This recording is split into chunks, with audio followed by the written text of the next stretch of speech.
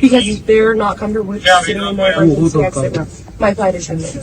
And unfortunately, it is fair. It's not fair. Yes, it is. You guys, when I was making check-in, they asked me, do I know English? Yes, I said. And they said yes. And I understand that, but it's also off of their judgment. I'm not going to do this back and forth. I will call a supervisor. You can either take a different seat, or we can go ahead and escort you off the plane. Which one are we doing? Okay, I'll call a supervisor, and then we're going to have to take you for a different flight. Josh, do you copy?